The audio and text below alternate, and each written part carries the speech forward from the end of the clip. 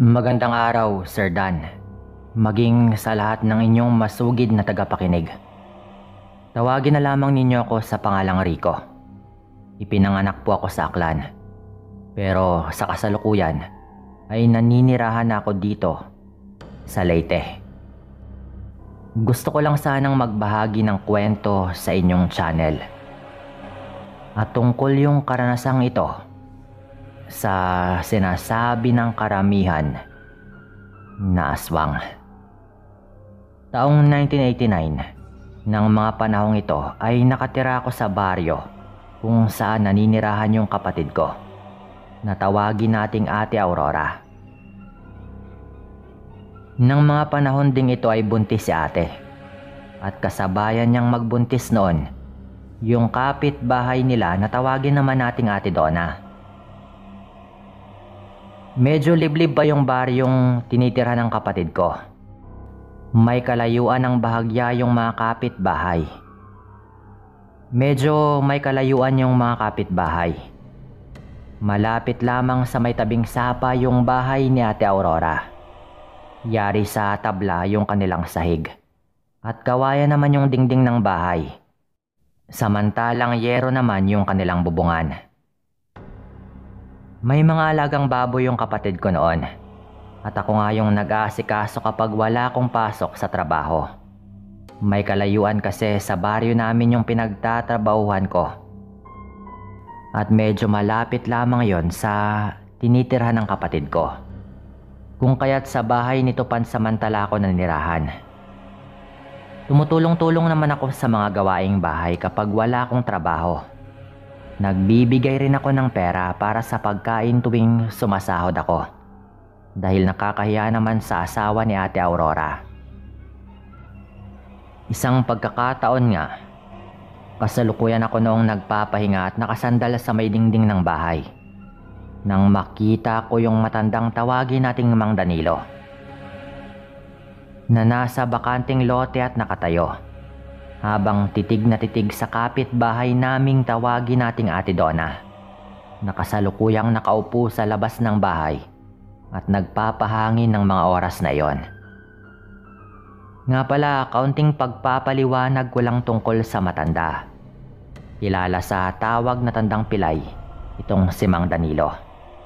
Pilay kasi yung kanyang kanang paa. At ang sabi-sabi ng mga karamihan, hindi naman daw dating pilay yung matanda.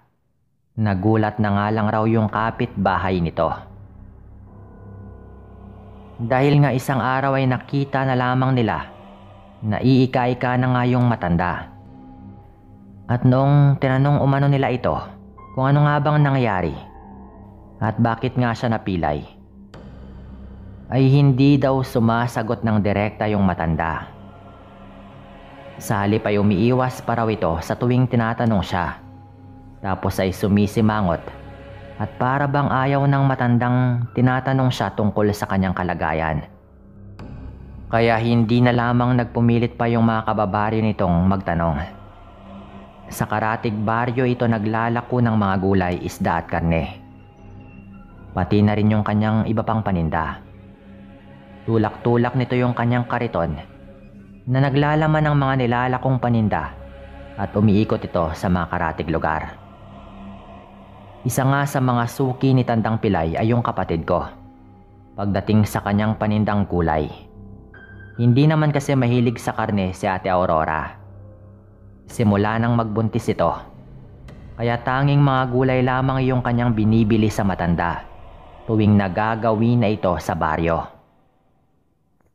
Samantalang si Ate Donna naman ay nakikita kung minsan ay bumibili siya ng karne doon sa matanda. Ayon pa nga kay Ate Donna, masarap daw talaga yung karne ni Tandang Pilay. Ibang-iba raw sa mga nakalatag na karne sa may talipapa. Dahil sa bukod sa napakakunat daw ng paninda sa talipapa, ay medyo nangangamoy pa raw yon. Bigla nga akong nagka-interes noon na matikman yung karneng nilalako ni Tandang Pilay. Kaya naman minsan, sinabihan ko nga si Ate Aurora na bumili naman. para kahit papano ay matikman naman namin yung karning binibenta ng matanda. Pinandilata na lamang ako noon sa mga mata ni Ate Aurora. At sinabihan niya ako na alam ko naman raw na simula nang magbuntis siya ay hindi na nga siya kumakain ng karne. Nandidiri daw siya at parang nasusuka sa tuwing nakakalanghap siya ng usok ng karneng niluluto. Kaya hanggat maaari daw ay wag muna raw kaming kumain ng karne o kaya ay magluto. Hintayin na munang matapos yung kanyang paglilihi dahil hindi niya raw talaga kaya yung amoy nun. Balik nga po tayo sa kwento.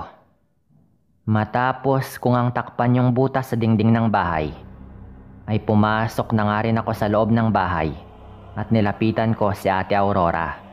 At ang sabi ko, "Ano kayang kailangan ni Tandang Pilay, ate?" Tanong ko pa nga po noon. Tumingin sa akin yung kapatid ko at kunot noong nagtanong kung ano nga ba yung pinagsasabi ko. Saglit na inilapag ko yung martilyo noon at sinabi nga sa kanyang kanina ko pa kasi nakita si Tandang Pilay doon sa may bakanting lote, sa tawid lang, at nakatayo lang at pinagmamasdan si Ate Donna na hindi naman niya nilalapitan kung sakaling meron nga siyang kailangan doon sa buntis. Baka nahiya lamang lumapit yung matanda. Hayaan mo na siya dahil kung talagang may kailangan siya, lalapit naman yan kay Donna. Tugon naman niya at pumasok na nga sa may kusina bit-bit yung gulay. Hindi na nga ako nagsalita pa dahil baka mamaya ay isipin pa ng kapatid ko na kalalaki kong tao ay napaka-tsismoso ko. Kaya ang ginawa ko na lang, sinilip kong muli yung matanda sa bintana para tignan kung lumapit na ba ito kay Ate Donna.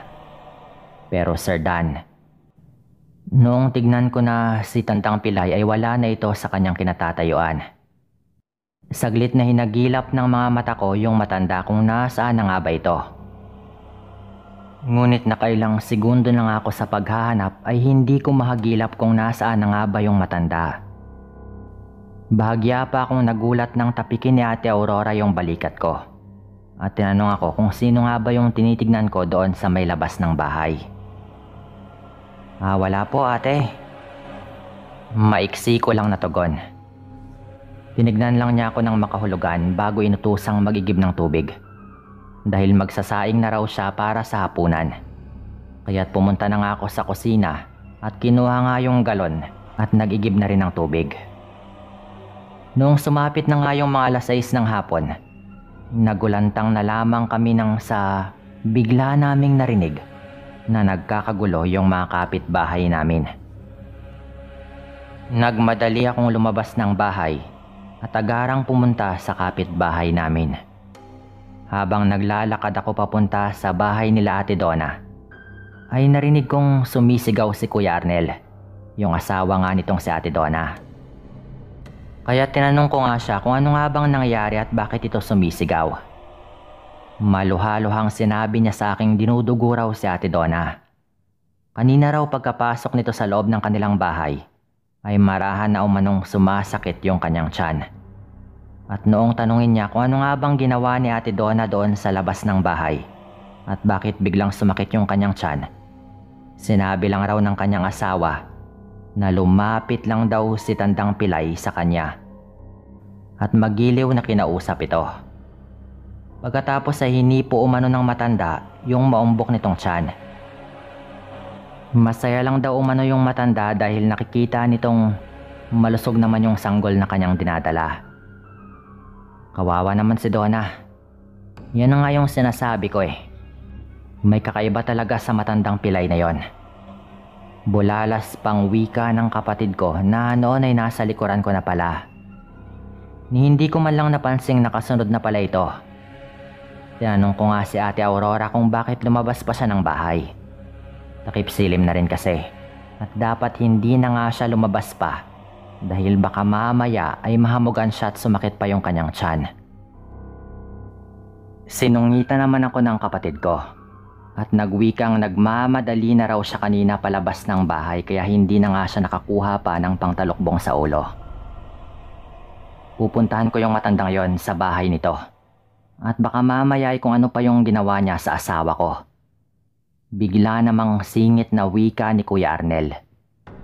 Sumigunda naman yung kumadronang taga-Karatig Sitio na tumingin kay Ate Donna at nagsabing dapat hindi daw lumalapit si Ate Donna sa matandang yon dahil bantog daw yung aswang sa Karatig Baryo. Hindi ba umabot dito sa baryo ninyo yung tungkol sa bali-balita kay Tandang Pilay? Tanong pangaraw ng kumadrona. Umiling naman si Kuya Arnel na halatang hindi makapaniwala sa sinabi ng kumadrona. Napangiti na lang din yung kumadrona at nagwikang matagal na umanong bantog sa kanilang lugar si Tandang Pilay. Kaya nga hindi na raw yun nagawi sa kanilang sityo dahil sa bali-balita. Noong nataga daw yung matanda noon nung meron itong hinarangan sa may liblib na daanan. Nagulat naman ako sa sinabi ng kumadrona.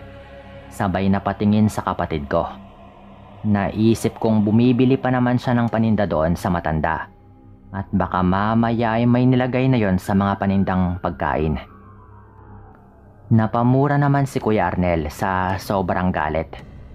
At nakiusap sa aking samahan ko raw siyang pumunta sa bahay ni Tandang Pilay. At makikita umano ng matanda yung kanyang hinahanap. Nang mga oras ngang yon, pumunta nga kami ni Kuya Arnel sa Karatig Baryo kung saan nga naninirahan yung matanda. Ngunit nung puntahan namin yung matanda sa kanilang bahay, ay wala kaming naabutan. Noong magtanong-tanong naman kami sa mga taong naninirahan doon, ay sinabi rin nila yung katulad sa sinabi ng kumadrona. Tungkol sa napapabalitang pagkaaswang daw ni Tandang Pilay. Nakailang araw pa kaming pabalik-balik sa baryo noon kung saan nga nakatira itong si Tandang Pilay. Ngunit ni anino nga nito ay hindi namin nakita hanggang sa isang gabi. Kasalukuyang nagpapahinga na nga ako noon sa loob ng aking kwarto. Nang sa walang ano-ano, ay bigla na lamang akong nakarinig ng malakas na sigaw mula sa bahay ni Ate Donna.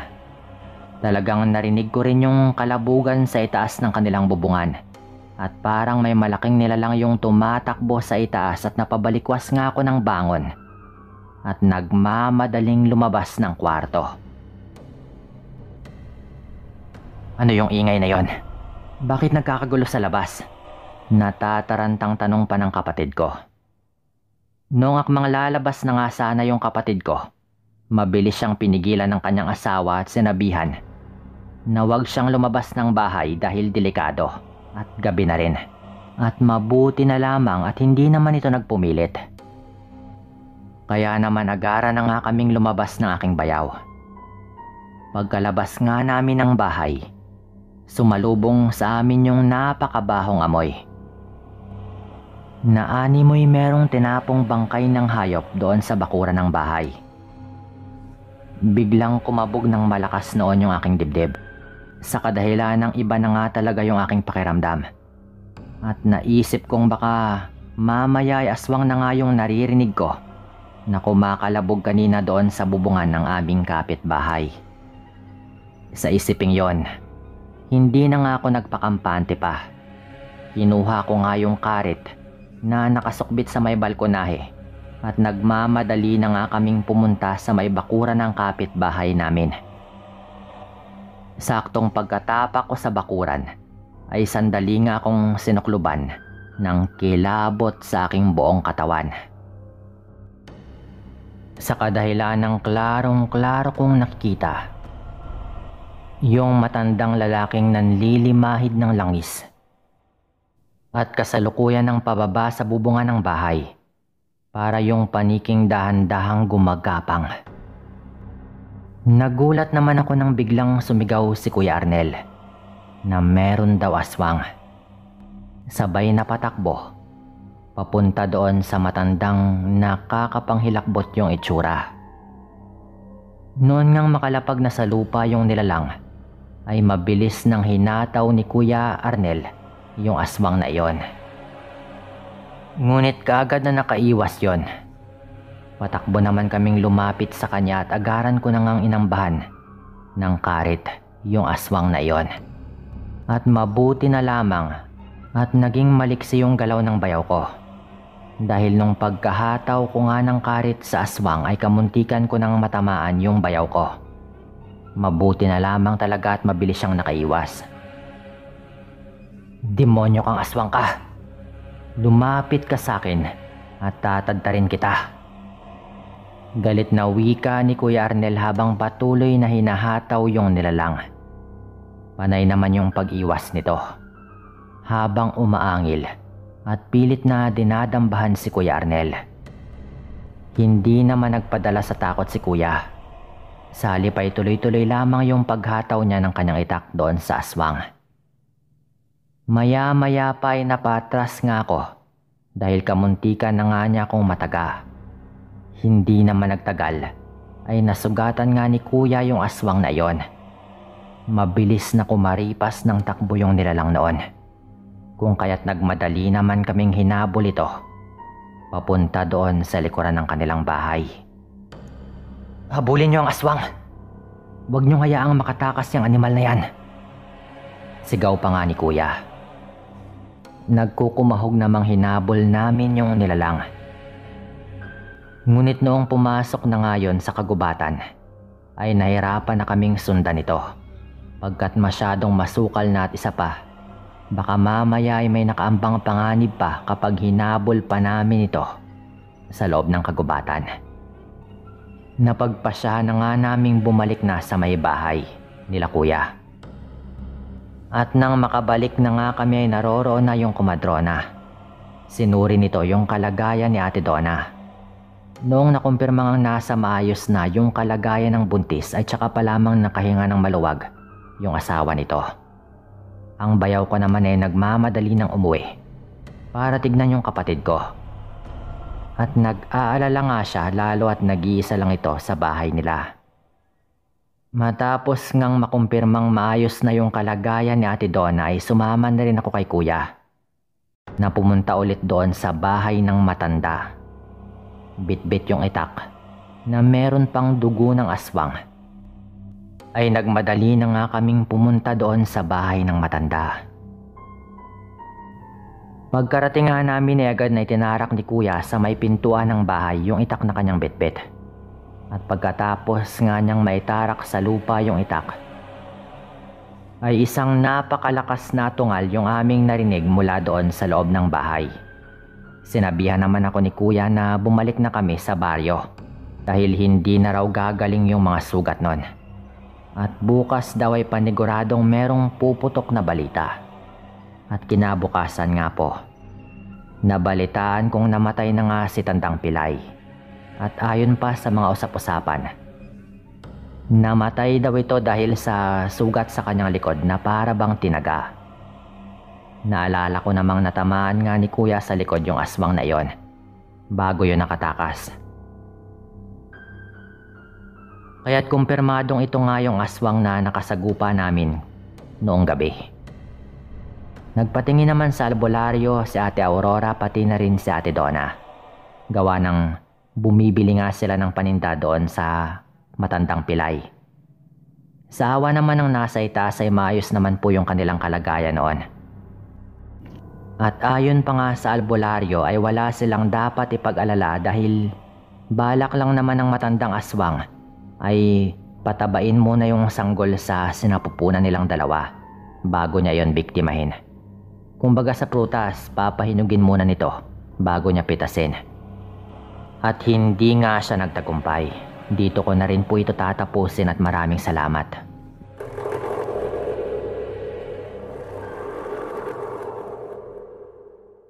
Magandang araw sa inyong lahat. Rowella nga pala. Nais ko lang ding ibahagi sa inyo itong kwento. Bale, hindi ko po ito personal na karanasan. Sa halip, naranasan ito ng kaibigan ng aking ina. Natawagin na lang natin sa pangalang Loida.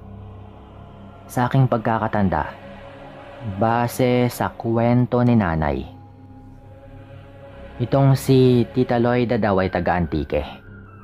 Hindi ko lang alam kung saan na nga ba sila ngayon nakatira. Noong mga panahong yun kasi ay nagdadalang tao daw itong si Tita Loida. Bali kasama rin naman niya noon ang kanyang asawa na tawagin po nating Nilo. Noong malaman kasi nito na mag-aapat na buwan na lang at manganganak na itong si Tita Loida, ay tumigil siya sa kanyang pagtatrabaho at nagpa siyang alagaan yung kaibigan ni nanay. Dahil liblib yung kanilang baryo, nabahala rin itong si Tito Nilo. Hindi rin kasi lingid sa kanyang kaalaman ang posibilidad na aswangin nga itong si Tita Loida. Tuwing gabi bago sila matulog, nagsisiga daw sila pagkatapos ay nilalagyan nga nila ng asin. Sa kaparaan ng yun daw kasi ay hindi makakalapit yung aswang sa kanilang bahay para aswangin itong si Tita Loida. May mga alam din kasing pangontra yung asawa nito. Kaya kahit papaano ay nagtatabi siya ng mga bagay na makapagpoprotekta sa kanila. Lalong-lalo na sa sanggol na nasa sinapupunan nito. Ngunit isang gabi raw noon, na bilog nga yung buwan. Nasa 6 na buwan na rin daw yung pagbubuntis noon ni Tita Loida. Dahil malakas nga yung ulan ng gabing ito, hindi raw nila nagawang magsiga sa may labas ng kanilang bahay. Hindi naman daw sila nabahala dahil maulan nga raw at marahil ay wala namang aswang yung aaligid sa kanilang bahay. Noong mga panahong naghahanda pa lang sila ng kanilang hapunan, nakapansin na raw itong si Tita Loida ng medyo kakaibang amoy sa kanilang paligid. Tinanong pa nga raw niya ang kanyang asawa kung napapansin din daw ba niya ito, na umalingasaw nga talagang amoy. Pero yung tanging sambit lamang daw ni Tito Nilo ay baka singaw lamang ng lupa, lalo at maulan nga. At dahil nga sa sinabing yun ng kanyang asawa, kahit papaano ay nakampante naman daw si Tita Loida at hindi na nga gaanong nag-alala pa sa kung anumang nangyayari. Noon din ay nagpasya na nga lang silang kumain at nagpahinga na rin agad pagkatapos. Dahil medyo malamig yung panahon, hindi nagtagal ay nakatulog na nga rin sila ng mahimbing.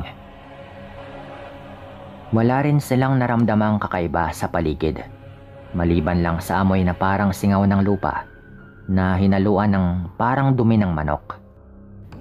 Ngunit makaraan nga yung ilang oras ng kanilang pagkakahimbing, ay tila nagising daw yung ulirat ni Tita Loida dahil sa hindi niya maipaliwanag na pakiramdam.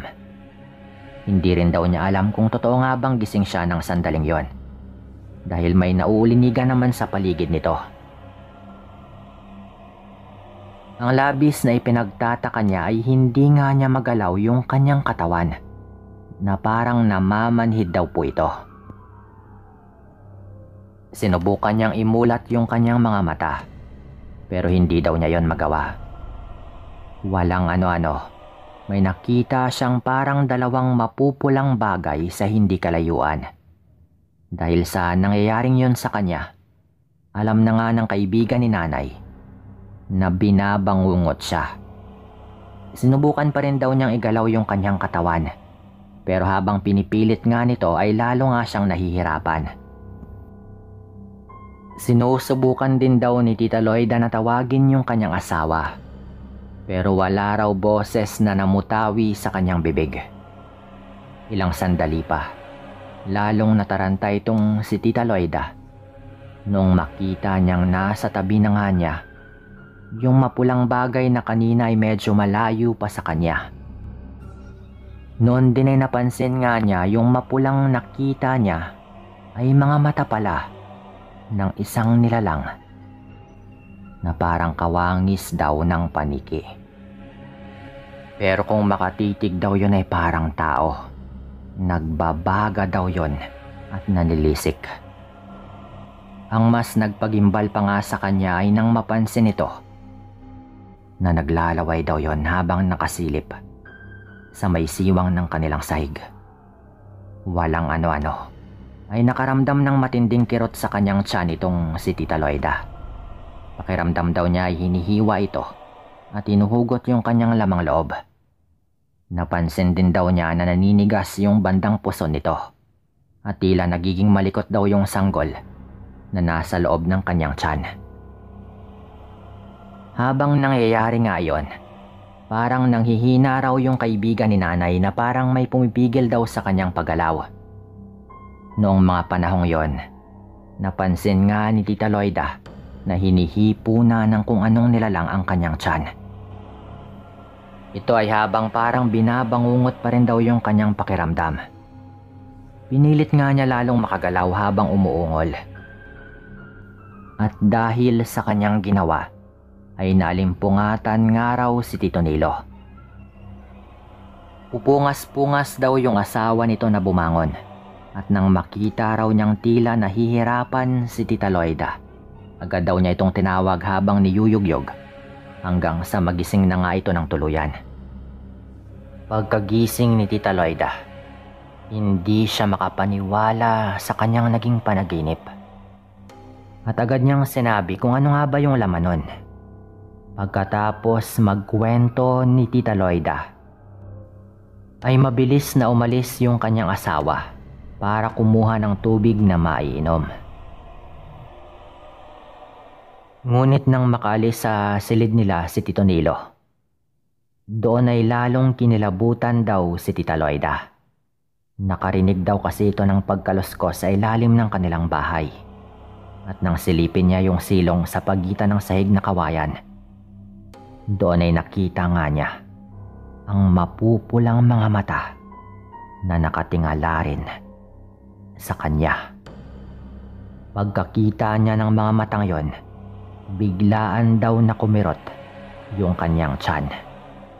Noon din ay may kung anong naramdaman itong si Tita Loida, na parang may dumampi daw sa kanyang pusod. Hinawakan nga niya ang kanyang tiyan, ngunit wala siyang napansing kakaiba, maliban lamang sa malagkit na likido na kanyang nahawakan sa may bandang pusod. Napatingin daw siya sa bahagi ng sahig kung saan banda nakatapat yung kanyang tiyan. Banig lang kasi yung kanilang hinihigaan at nakalabas raw noon sa banig yung kalahati ng katawan ni Tita Loida para silipin yung silong. At yun nga po, pagkasilip niya, doon nga siya napasigaw ng malakas dahil may nakita raw siyang parang sinulid na lumusot sa pagitan ng sahig at nakadikit na sa kanyang tiyan. Nung una ay nakala raw ni Tita Loida na namamalikmata lamang siya dahil kakagising lang daw niya. Pero nang makita niyang gumagalaw yon na parang ahas ay lalo nga siyang nabahala. Napaatras daw si Tita at kasabay ng kanyang paglumpasay sa sahig ay nakabalik na nga rin si Tito doon sa kanilang kwarto. Nadala yung isang basong tubig. Maging si Tito Nilo ay nagulat nang makita niya ang nagbabagang mata na nasa silong ng kanilang bahay. Napamura nga siya ng malakas at nagbanta. Pero hindi pa rin umaalis yung aswang na iyon.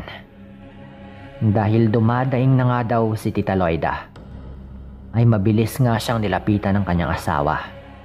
At pagkalapit daw ni Tito kay Tita, doon nga sinabi ni Tita Loida na inaaswang siya.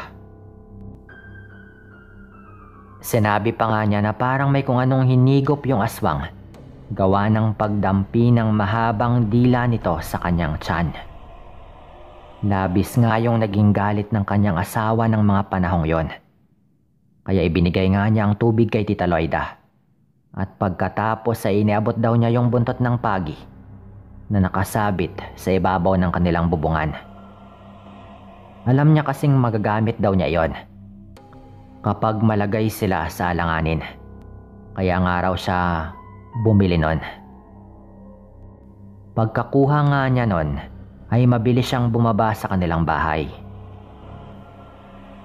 Nataon naman noon na may narinig siyang kaluskos kaya binilisan daw ni Tito Nilo ang kanyang paggalaw. At pagkababa raw niya, naabutan niya yung itim na nilalang na papalis na sa may silong ng kanilang bahay. Dahil doon, tumakbo na nga si Tito Nilo para lapitan yon. Wala siyang naging pakialam kung madudulas ba siya o ano. Ang mahalaga kasi sa kanya ay magawa niyang paslangin yung aswang na pilit na binibiktima yung kanyang asawa. Dahil nahirapan nga yung aswang sa pag-alis doon sa may silong ng bahay, gawa ng merong mga panggatong na nagkalat doon, ay hindi nga siya kaagad nakalabas ng mabilis. Sakto ring makakaalis na nga sana yung aswang sa mailalim ng bahay ni na Tita Loida, nang makalapit naman sa kanya si Tito Nilo. Buong lakas yung hinagupit ng buntot ng pagi ni Tito Nilo. At sa bawat paghambalos niya ng kanyang panlaban ay napapahiyaw daw yung aswang na yon dahil sa sakit. Kita rin daw ni Tito Nilo na hindi naghihilom yung sugat nito na dulot ng buntot ng pagi. At dahil dito ay lalong lumakas yung kanyang loob. Hindi raw siya tumigil sa paglatigo sa aswang na yon, hanggang sa ang pag-ungol nito ay parang ungol na ng isang taong nasasaktan. Minura ulit niya yung aswang na iyon at sinabihang magpakilala na nga sa kanya. Sinabi pa raw ni Tito Nilo na sa oras na hindi magpakilala yung aswang ay papatayin niya nga ito. Ngunit hindi pa rin daw nagpatinag yung nilalang. Ipinagpatuloy nga ni Tito Nilo ang kanyang ginagawa hanggang sa mapalumpasay na nga yung aswang malapit doon sa may haligi ng kanilang bahay. At dahil doon, nagkaroon ng ideya itong si Tito Nilo na kung hindi naman talaga niya mapapaamin yung aswang ng tunay niyang pagkatao, ay igagapos na lang daw niya iyon sa haligi ng kanilang bahay. Dahil napagpasya na nga niya kung ano yung kanyang gagawin, ay nilatigo nga niya ulit yung aswang na iyon. Agad nang napahiga sa lupa yung aswang na iyon nang matapos na nga sa kanyang ginagawa si Tito Nilo. Noong una inakala niyang patay na nga rin yung nilalang. Ngunit nang marinig niya yung ungol nito ay napagtanto niyang buhay pa rin pala ito. At noong mga panahong yon, iginapos nga raw ni Tito Nilo yung aswang na iyon sa kanilang haligi. At dinagdagan pa raw niya ng tali ng baging ng makabuhay. Dahil alam niyang isa rin yung pangontra sa mga aswang. Ngunit dahil naisip nga ni Tito Nilo na baka makawala pa rin yung aswang dahil sa kanyang pagpupumiglas gawa ng hapding dulot ng makabuhay, pati na rin ang buntot ng pagi, ay talagang itinali nga raw niya iyon ng mabuti. Nang masiguro nga niyang hindi na makakawala yung aswang na iyon, ay bumalik na raw siya sa loob ng kanilang bahay. At naabutan daw niya si Tita Loida na umiiyak. Akmang tatanungin na nga sana niya ito kung ano nga bang nangyari. Ngunit ganoon na lamang din yung kanyang panlulumo nang makita niya na merong bakas ng dugo sa kanilang sahig. Tinanong nga niya si Tita Loida kung ano nga bang nangyari.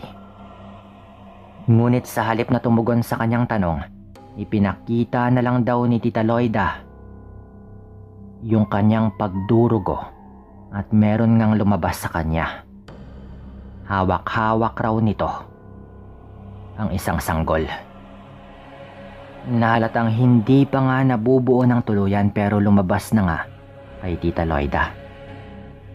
Tama po kayo nang narinig. Sa hindi inaasahan ay bigla na lamang nanganak na hindi pa dapat itong si Tita Loida. Hindi na rin napigilan ni Tito Nilo ang pagpatak ng kanyang luha. Wala na silang nagawa noon kung hindi yung tanggapin na lang na nakunan nga si Tita Loida dahil sa kagagawan ng aswang na kanyang ikinapos. Kaya tinulungan nga niya yung kanyang asawa Inasikaso raw niya ito sa mga nangyari upang hindi naman mapahamak pati si Tita Loida. Parang sila na lang daw yung gumawa ng lahat dahil wala namang kumadrona. Grabe yung pagmumura ni Tito Nilo noon dahil sa galit na kanyang nararamdaman.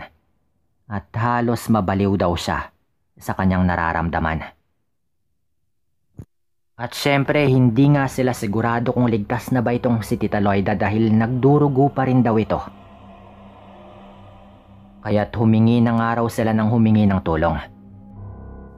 Buong lakas raw na sumigaw ng sumigaw noon si Tito Nilo upang merong makarinig sa kanila. At sa kabutihang palad naman, mailan silang kapitbahay na nagising. Kaya't agad daw itong nagtakbuhan sa kanilang bahay. Sinabi nga ni Tito Nilo kung ano nga bang nangyari. At dali-dali naman daw nilang tinulungan itong si Tita Loida. Mabuti na nga lang. At ang isa sa kanila ay merong tricycle. Kaya nagpasya nga silang dalhin sa ospital si Tita Loida. Subalit pagkababa nila sa kanilang bahay, sinabi raw ni Tito Nilo ang patungkol doon sa aswang na kanyang itinali. At sinabi pa niyang nais nga niya itong patayin. Pinuntahan nga niya yung haligi kung saan nakagapos yung aswang na yon upang sana'y tuluyan na nga yung nilalang. Ngunit pagkarating daw niya doon, ay nakita nilang hindi na gumagalaw yung aswang at hindi na rin humihinga. Sa kadahilan ng yon, naisipan nga nila na isakay na lang din sa tricycle yung aswang na yon at hinulog na lang daw nila sa tulay kung saan merong tubig na patungo din doon sa dagat. Yun nga raw yung kanilang ginawa. At nang makarating nga sila sa tulay, talagang hinulog daw nila at hinayaang anurin ng rumaragas ang tubig. Agad rin silang umalis at tumungo doon sa ospital. Hanggang sa mga panahong yon ay hindi pa rin binibitawan ni Tita Loida yung kanilang anak. Kaya nang makarating na nga sila sa ospital, sinabihan daw si Tito Nilo na ilibing na lamang yon. Nagkataon rin daw noon na yung doktor na umaasikaso sa kanila ay nakapagtatakang naniniwala rin umano sa mga aswang. Kaya't hindi raw sila hinusgahan ito sa kanilang naging paliwanag. Dahil nga sa nangyaring yon, nagdulot po yun ng kakaibang trauma sa mag-asawa. Kaya't umalis nga sila sa lugar na iyon at sinubukang kalimutan ang bangungot ng kanilang buhay. Ang iilan namang nakaalam ay pinanatiling lihim yung mga nangyari. At wala na rin daw silang narinig tungkol sa aswang na yon o kung meron bang pamilyang naghahanap. Kaya't ibinaw na lang nga nila sa limot yung lahat ng mga nangyaring yon. Siguro dito ko na rin po tatapusin yung kwentong ito. Maraming salamat po sa inyong mga nakikinig dito.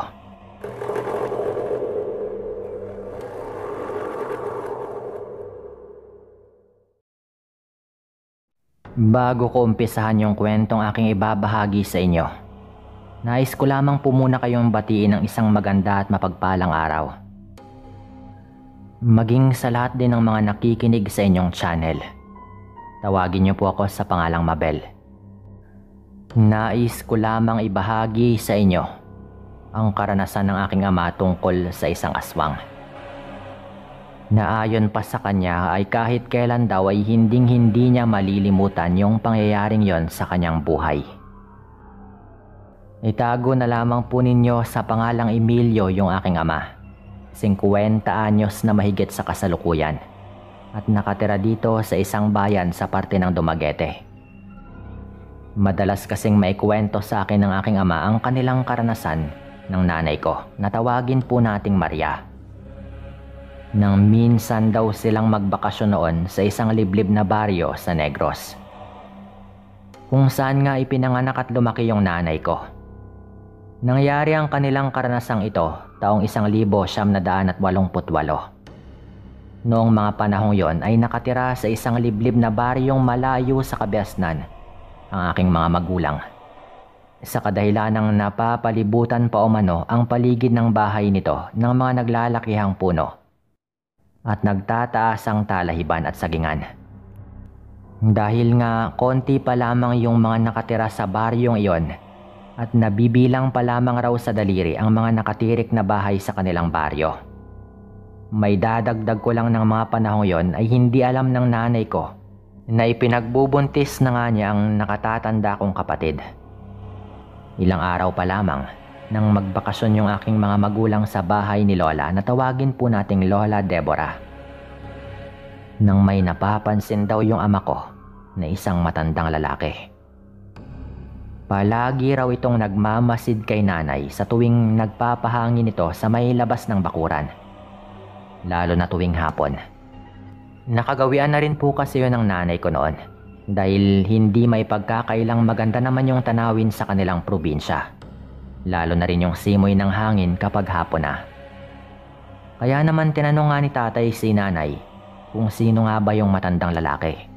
Yung palaging nagmamasid sa may labas ng bakuran tuwing magtatakip silim na o tuwing hapon. Nagtataka naman siyang tinanong nito pabalik kung anong matanda ba yung tinutukoy nito, sapagkat tuwing nagpapahangin raw siya sa may labas ay wala naman siyang namamataang tao na nanunood sa kanya. Nang hindi nakuha ni tatay yung gustong kasagutan kay nanay, ay kay Lola Deborah niya nga ito sinabi. Kaya naman napagpasya nilang abangan yung matandang sinasabi ni tatay. Ngunit tuwing inaabangan naman nila ang matanda ay wala naman silang matandang nakikita sa may labas ng bakuran. Maging yung aking ina ay hindi niya rin daw nakikita yung matanda. Pero tuwing hindi naman daw nila inaabangan ito ay tsaka daw sumusulpot yung matanda. At nakikita nga raw ni tatay yon. Kaya naman sinabihan nga ni Itay yung aking ina na wag mo na siyang lumabas ng bahay. Lalo na tuwing sumasapit na nga yung dapit hapon sapagkat nangangamba siyang may ibang pakay yung matandang yon. Naging bali-balita din kasi sa kanilang baryo na may namiminsalang nilalang na hindi matukoy kung ano nga bang klase. Pagkatuwing umaga na lamang ay may namamatay na mga alagang hayop, yung kanilang mga kapitbahay. Mas mabuti sigurong dito ka na muna sa loob ng bahay, mahal. Kapag dumidilim na rin o kapag hapon na. Mas maigi nang umiwas tayo sa disgrasya at hindi natin alam kung ano nga bang binabalak ng matandang nakikita ko palagi. Wika pa nga ni tatay kay nanay na sinangayunan naman po ni Lola Deborah. Dahil sa hindi naman nakikita ni inay ang matandang tinutukoy ng tatay ko, ay tinanguan na lamang niya ito at lingid sa kaalaman ni tatay ay hindi naman naniniwala sa kanya yung nanay ko. Tuwing nagmamadali raw kasi si tatay na lapitan si nanay para ituro yung matanda, ay mabilis raw yung umaalis. Kampante rin daw yung nanay ko noon. Dahil nasa lugar nga siya na kanyang kinalakihan. Lumaki na lamang daw siya na wala namang nararanasang kakaiba roon o kahit anumang kababalaghan. Sinabi pa ni Lola sa aking ama na wag nitong hahayaang mapag-isa ang aking ina dahil delikado na nga yung panahon ngayon at mabango umano sa aswang yung buntis. Dahil baka hindi lang daw nila alam na nagdadalang tao na nga yung nanay ko. Kaya sabi nga raw ni Lola ay dapat silang mag-ingat. Lalo at meron na nga nakikita si tatay at baka mamaya raw ay naririyan lang pala sa tabi-tabi yung sinasabi nito na nagmamasid na matanda at naghanap lang ng tiyempo. Napaismid lang naman yung nanay ko noon nang marinig nga niya yung sinabi ni Lola. Dahil batid niyang matagal na nga nitong gustong magkaapo. At wala pa naman sa plano ng tatay ko ang magkaanak. Pero dahil dumating na nga kaya't baka napapraning lang din daw yung tatay ko. Lumipas ang mga araw ay naging maayos naman po yung kanilang pagbabakasyon roon. Subalit hindi lubos sa kalain ng aking itay na makararanas sila ng kababalagan ng isang gabi na nagmamadali nang nagpasama yung nanay ko sa kanya para magbanyo. Dahil kapag nasa probinsya ka po noon, ay pangkaraniwan po talaga na nakabukod sa bahay mismo yung palikuran.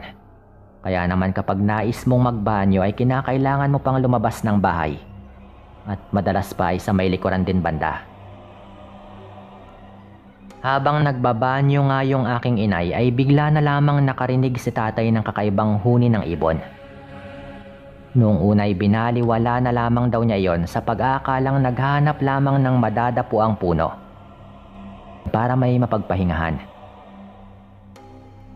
Ngunit hindi naglaon ay kakaiba na nga yung tunog na nililikha ng ibong kanyang naririnig. Tila ba namamaos na rin daw ito at gumagaspang na parang nasa malapit lamang sa kanyang kinaroroonan. Kaya naman pinamadali niya nga si inay na magbanyo. At medyo nakaramdam na rin daw kasi yung tatay ko noon ng kakaiba. At nagtatayuan daw yung kanyang mga balahibo. Sandali nga lang at kumukulo pa yung tiyan ko. Kung gusto mo, mauna ka nang pumasok.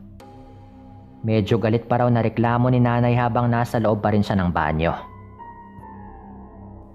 Dahil sa mahina lang din yung tunog ng ibon, ay binaliwala na lang din daw yun ni tatay. Mas ramdam din daw niya ang galit ni inay. Na naiinis nga ito at kinukulit siya ng aking ama kahit hindi pa siya tapos. Nung matapos na nga magbanyo yung nanay ko, ay agaran niya nga itong pinamadaling pumasok sa loob ng bahay. Akbang babalik na nga sana yung aking ama sa loob ng bahay nang bigla niyang nasipat ang isang figura sa hindi kalayuan sa may likod banda ng bahay. Kahit na nakaramdam ng kaba yung aking ama ng mga sandaling yon, ay sinipat niya pa ng maigi kung sino nga ba yung nakatalikod. Nasisinagan daw kasi ng liwanag ng buwan yung figura, nang parang taong nakatalikod habang nakasalampak ng upo sa lupa. Maya-maya ay lalo siyang nangilabot nang biglang bumaling ng tingin sa kanya yung matandang lalaki nung lumingon ito. Nagbabaga daw yung mga mata nito at talagang pulang-pula. Ang mas malala pa, nakita rin daw ni tatay na panay po yung tulo at walang humpay yung kanyang laway. Habang humuhuni ng nakakapangilabot na para bang hayop. Noong makita niyang lalapit na yon sa kinaroroonan niya, ay napasigaw nga ng malakas yung aking ama at humingi na agad ng tulong. Mabuti na lang din at nakapasok na sa loob ng bahay yung nanay ko. Sa ginawang pagsigaw ni tatay, ay naging sanhiyo ng pagkabulabog ng mga tao sa loob ng bahay. Kung kaya naman ay nagtakbuhan na nga papalapit sa kinaroroonan niya yung aking Lola Deborah at pati na rin si Lolo Pael. Pero bago pa man makalapit ang mga ito ay mabilis namang tumakbo palayo ang matandang lalaking may nagbabagang mga matang namumula. Ano yun? Nagulat pa raw na tanong ng aking lola. Aswang. Aswang yung nilalang na yon. Tay, nay. Bulalas naman daw ni tatay sa kanyang mga magulang. Kahit na lalaki ay namutla nga yung aking ama at halos hindi makagalaw sa kanyang kinatatayuan. Dahil sa lakas nga ng kabog ng dibdib nito at nangangatog na yung kanyang mga tuhod. Patakbo namang sinundan ni Lolo Pael yung aswang kung saan nga yun nagtungo. Nang makabalik nga sa ulirat yung aking ama ay sumunod na rin po ito. Parang nagkaroon na rin daw siya ng lakas ng loob at sumama nga siya sa paghanap sa aswang na yon sa may talahiban. Hindi pa nakalayo yun. Hanapin mo. Utos daw ni Lolo sa aking ama at galit na galit daw nitong hinahalugog rin ang talahiban sa may likuran ng bahay. Maya-maya pa nagulat na lang daw sila nang biglang makarinig na naman ng huni ng wakwak. Malakas daw yon hanggang sa pahina na nga ng pahina yung tunog ng wakwak. Pero ang pakiramdam daw nila ay sinasadya lang nun para isipin nila na malayo na ito. Pero nararamdaman daw nila na parang nandoon lang daw yon sa paligid. Lalo pa ngang nakaramdam ng kaba yung tatay ko noon na hindi na nga po niya alam yung kanyang gagawin. Sa totoo lang kasi, mga kaaswangan, matatakotin po talagang tao yung aking ama. Nitangkain nga nitong manood o makinig ng mga nakakatakot ay hindi po nito magawa. Balik na po tayo sa kasalukuyang kwento. Nang makita ni tatay at lolo si lola, pati na rin si inay na nasa may pinto ng bahay, ay sinigawan daw sila ni lolo na pumasok na sa loob ng bahay. Dahil malamang sa malamang ay nasa malapit pa rin yung aswang at hindi pa nakakaalis. At noong isasara na nga ng nanay ko yung pinto ng bahay, ay hindi sinasadyang napatingin si inay sa may talahiban. Doon ay bigla niyang nakita yung isang matandang lalaking namumula ang mga mata at nagbabaga, at sa tingin nito ay wala umano yung saplot sa kanyang katawan. Habang kumikintab naman yung balat nito na akala mo'y naligo sa langis. Ilang dipa na lamang yung layo nito mula sa kinaroroonan ng aking ama. Kaya naman ay sumigaw na nga yung nanay ko noon. Nang napansin nga ni tatay na may gumagalaw sa hindi kalayuan, ay laking gulat daw niya nang biglang tumakbo yung isang lalaking nakahubad papunta sa direksyon ng aking ina. "Mahal, isara mo na yung pinto. Magmadali ka." Sigaw pangaraw ng tatay ko at agaran ng hinabol yung aswang na papalapit kila nanay. Ayon pa nga sa aking ama, langhap na langhap daw niya mula sa hangin ng napakabahong amoy. Natingin nga niya ay galing daw doon sa nilalang na iyon. At lalo pa siyang kinabahan ng sobra ng mga oras na iyon. Dahil bigla raw yumuko yung lalaki sa pagtakbo na para bang aso kung tumakbo at nagkukumahog na makuha yung pagkain nito. Hindi nga siya nagkamali ng mga sandaling yon sa kanyang nakita. Dahil sa isang kurap lamang ng kanyang mga mata ay naging isang malaking pusa na yung matanda. Habang kumakaripas papalapit sa bahay. Bago pa man maabutan ng aswang si inay, ay agara na nga po nitong isinara yung pinto. Kung kaya't isang malakas na kalabog po yung naganap sa labas ng bahay. Kahit na takot, ay sinunggaban ni tatay yung malaking pusa nang maabutan niya ito. Nagpangbuno nga sila at nagpagulong-gulong sa may damuhan. Tuwing nakakawala naman yung aking ama sa nilalang, ay walang habas namang tinataga ni lolo yung aswang na iyon. Subalit napakabilis kumilos ng aswang na iyon, kung kaya't hindi daw ito mapuruhan ni lolo. Ilang sandali pa, ay natamaan nga ni lolo ng kanyang bitbit na itak, yung dibdib ng aswang. Kaya bigla raw yung tumakbo palayo sa kanila, habang patuloy na umaangil at nasasaktan. "Pinagod mo pa kaming animal ka. Tatakas ka lang din pala." Galit na wika ni lolo at agarang itinarak sa lupa yung itak na kanyang ginamit. Dahil marami nga pong pinaniniwala ang pamahiin itong si lolo. Nang tuluyan ng mawala sa paningin ng aking ama at ni lolo yung aswang na iyon, ay tsaka pa lamang bumalik sa loob ng bahay ang mga ito, upang gamutin yung kalmot na natamo ng aking ama nung dumugin nga siya ng aswang na iyon. Hapong-hapo yung tatay ko noon nang makapasok at hindi na nga niya akalaing may ganong tapang pala siyang tinatago sa kanyang sarili. Nakaya nga niyang makipagbuno doon sa nilalang para lang sa kaligtasan ng aking ina. Buwisit na aswang yon.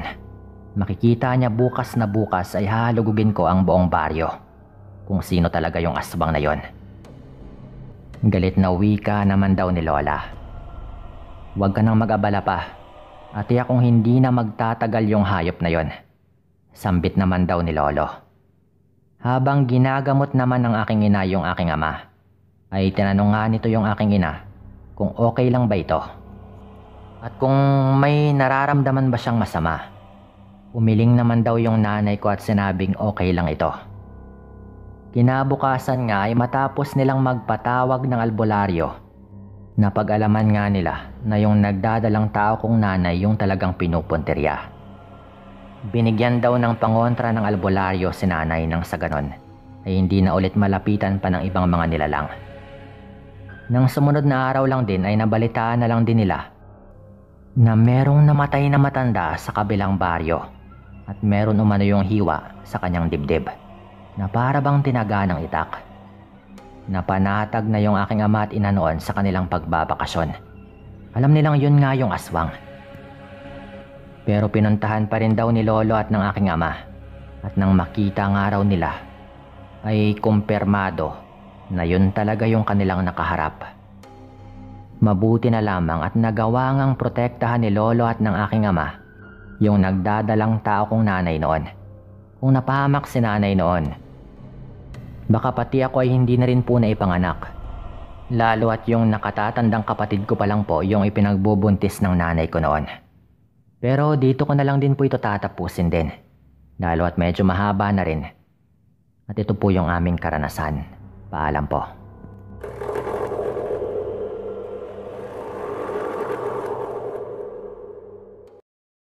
Mary Jane nga pala ng Masbate. 14 na taong gulang lamang nang mangyari ang kwento. Isang gabing medyo makulimlim nang magsimula yung lahat noon. Ang nanay ko ay nagtatrabaho sa Maynila. Kaya kami lamang ng kapatid kong 5 taong gulang lang noon. At yung tatay ko, yung magkasama sa aming bahay. Pero nung gabing ito, hindi pa rin nakakauwi yung tatay ko. Ang alam ko ay nagpunta ito sa kaarawan ng kanyang kaibigan. Pero hindi pa rin ito nakakauwi.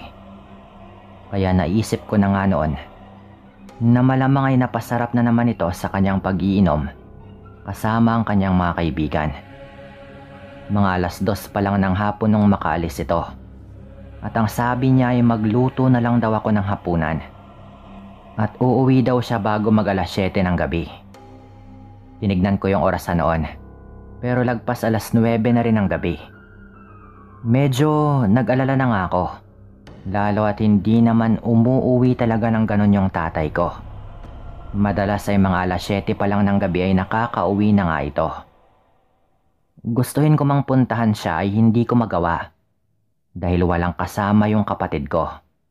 Natawagin na lang pala natin sa pangalang Ellen. Nag-aalangan din akong baka abutan kami ng ulan kapag sinama ko pa ito at puntahan nga namin si tatay. Kaya minabuti ko ngang mag-antay na lamang. Ayaw matulog ni Ellen noon hanggat hindi daw nakakauwi yung tatay namin. Nagsindi na nga ako ng kandila noon. Lalo at naubos na rin yung gas ng gasera. At hindi naman ako makakalabas para bumili. Wala pa kasing kuryente sa amin noon. Mga dekada 80 pa po ito. Helen, matulog ka na nga. Baka mamaya pa yung uwi ng tatay natin. Baka nga nakatulog na yun doon sa bahay ng kanyang kaibigan eh. Abutin ka lang ng umaga kapag magantay ka pa dyan. Sabi ko pa nga po noon sa aking kapatid. Pero ayaw talaga nitong matulog.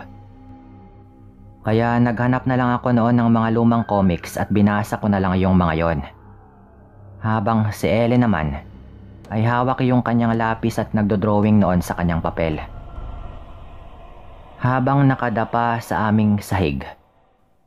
Nagawa lang sa kawayan. Ang bahay kasi namin na yung merong papag na nakaangat sa lupa. Halos ganoon din yung karamihan sa mga bahay noon sa aming barangay. Konti pa lang yung may bahay na bato noon. Maya-maya pa, narinig namin yung boses ni tatay. Parang nagsusuka ito sa may labas ng bahay. Lasing na naman yata yung tatay ko. Pero kahit ganito, ay minsan lang din talaga kung mangyari ito. Hindi naman siya yung tipong araw-araw naglalasing. Matino din naman kung maituturing yung tatay ko kahit na ganon. Meron naman siyang dalang susi ng bahay namin. Kaya hindi na nga ako tumayo sa aking kinalalagyan. Hanggang sa bigla kong narinig na parang biglang napaungol ng mahina yung tatay ko na parang nasaktan. At kasunod nun ay parang merong bumagsak sa lupa. Napalingon na nga ako sa may pinto noon. Ano yun? Si tatay ba yun? Sabi ko pa nga po noon. Tumayo na nga ako noon at binitawan yung binabasa kong comics. Tay, ikaw ba yan? Sigaw ko pa nga po noon. Hindi ko alam pero kinabahan ako bigla. Parang hindi talaga kasi maganda yung aking narinig sa may labas ng bahay, na agad nga akong kinabahan. Narinig ko kasing parang merong natumba na pagulong sa lupa. Nakadalawang hakbang pa lang yata ako noon nang bigla-bigla namang nagsalita yung nasa labas. Boses po yon ng tatay namin. Mary, buksan mo nga yung pinto. Sabi pa nga po nito. Tay, ikaw ba talaga yan? Di ba meron naman kayong dalang susi? Wika ko naman noon. Medyo nakahinga ako dahil okay naman pala yung tatay ko. Pero nag-aalangan pa rin ako. Lalo at kinakabahan nga ako bigla na hindi ko rin talaga maintindihan. Wala dito eh. Nahulog ko yata sa daan ko pa uwi. Dali na. Buksan mo na lang yung pinto at nang makapasok na ako. Wika pa nito sa akin na parang nauubusan na nga siya ng pasensya at nagmamadali. Ako naman ay hindi pa rin makahakbang palapit sa pinto. Lalo at hindi talaga maganda yung aking kutob. Bahagya akong nagulat noon nung biglang hinihila ni Ellen yung aking damit at meron itong tinuturo sa ilalim ng aming bahay. Doon na banda sa may dingding ng aming sala. Bakit ba? Tanong ko noon habang kinakatok na nga ng nasa labas yung pinto. Hindi yan yung tatay natin, ate. Nandito siya sa ilalim. Wika pa nga ng kapatid ko noon na talagang malinaw nang magsalita sa kanyang edad. Sabay turo doon sa ilalim ng sahig. Dumapa ito bigla para silipin ulit at si tatay daw talaga yung naroroon dahil may mga siwang yung sahig na makikita mo talaga yung nasa ilalim kapag sinilip mo. Napalunok ako ng laway noon. Parang sandali akong nabingi na hindi ko na muna pinakinggan yung mga katok sa pinto.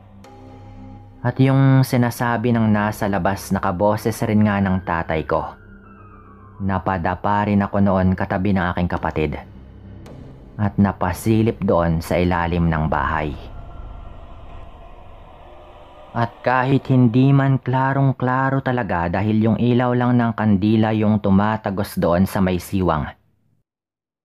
Nadahilan nga kung bakit namin naaninag yung nasa ilalim. Pero nakilala ko pa rin agad yon. Si tatay nga yung naroroon na parang walang malay. Grabe yung kaba ko noon. Dahil syempre, Sir Dan, baka na paano na nga yung tatay ko at sino naman yung naririnig naming nagsasalita na talagang kaboses rin ni tatay. Ate, maniwala ka. Ito yung tatay natin at hindi siya yung kumakatok. Wika pa nga noon sa akin ng kapatid ko na parang sa kanyang murang edad ay bigla rin itong natakot. Nanginginig ako noon sa takot. Tumatagaktak na yung pawis ko noon. Hindi ikaw yung tatay namin. Sino ka ba? At anong ginawa mo sa tatay namin? Sigaw ko pa nga po noon na nagtatapang-tapangan na lang din. Sandaling katahimikan yung nangyari noon. Mga ilang segundo pa bago kinalampag ng nasa labas yung aming pinto.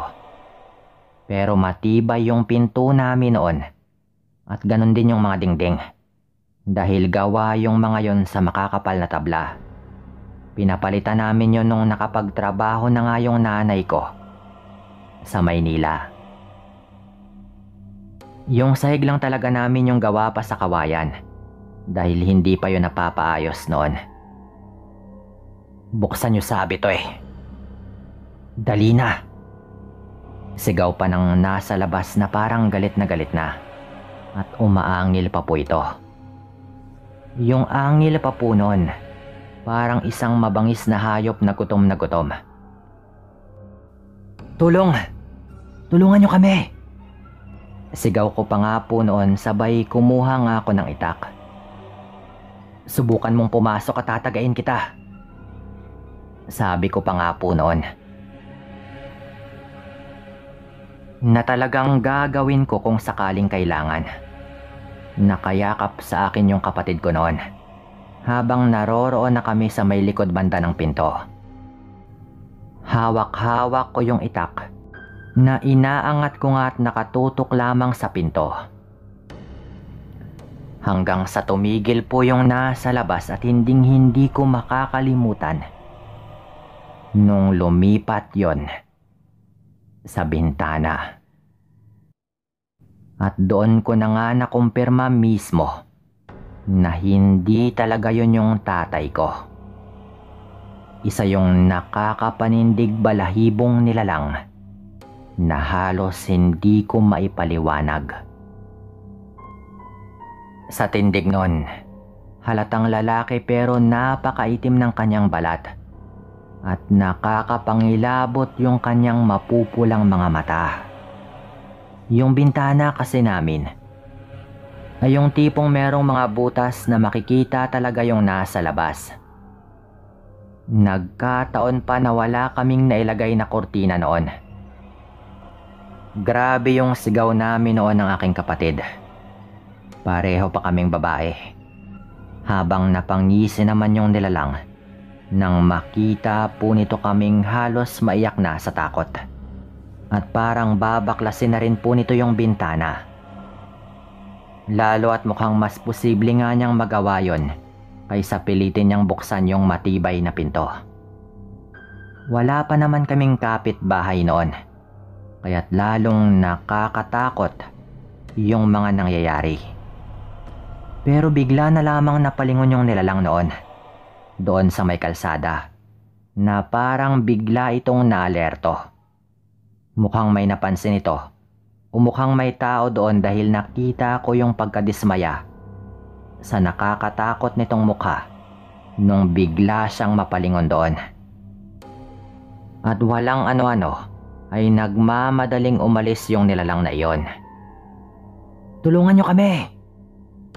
Sigaw ko pa ulit noon, sa pag-asang baka meron ngang mga tao sa malapit at marinig na nga nila ako. Hindi naman ako binigo nun dahil narinig kong may nagtakbuhan papalapit sa bahay.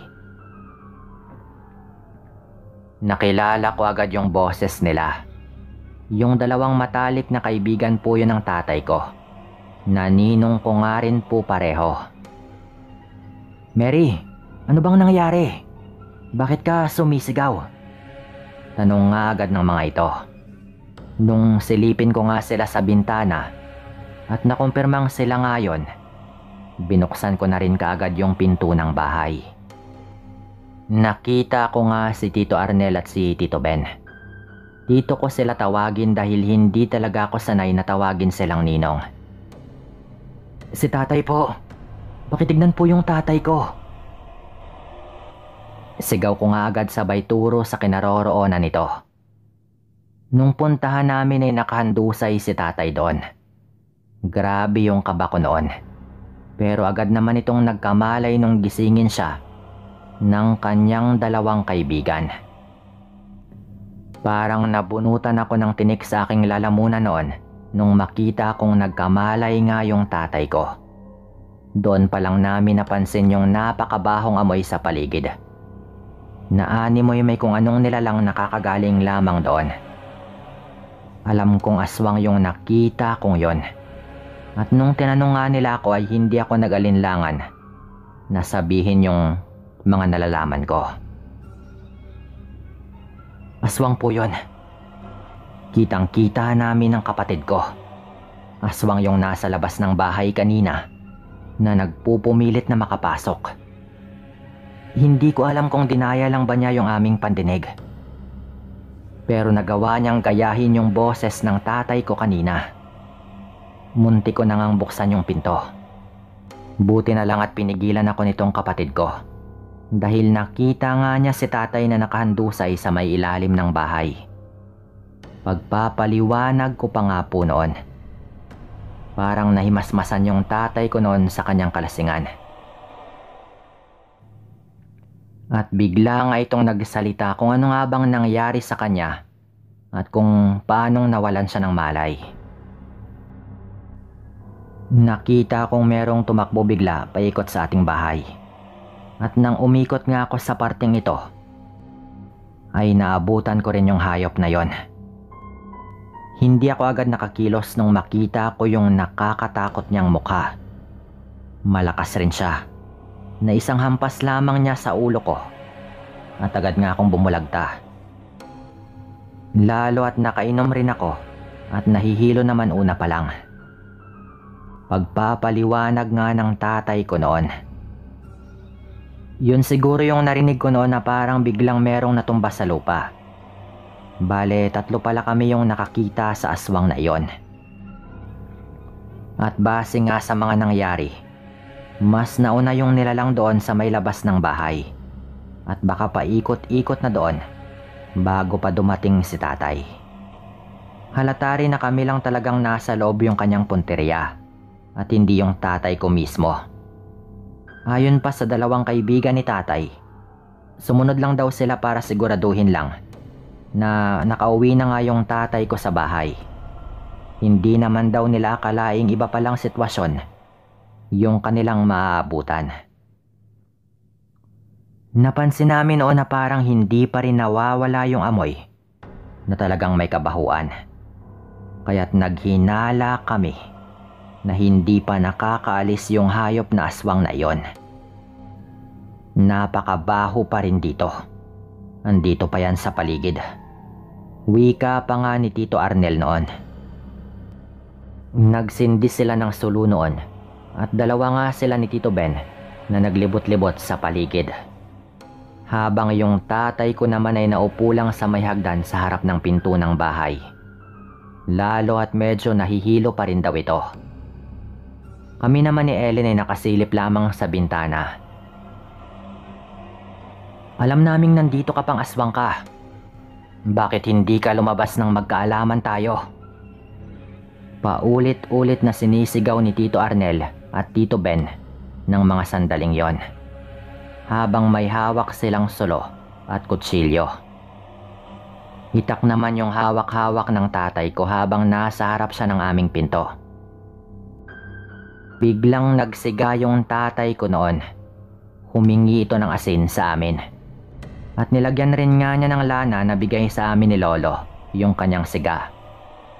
Amoy na amoy namin yon sa usok ng siga, habang naririnig namin na parang pumuputok-putok doon sa siga yung maraming asin na inilagay ni tatay doon.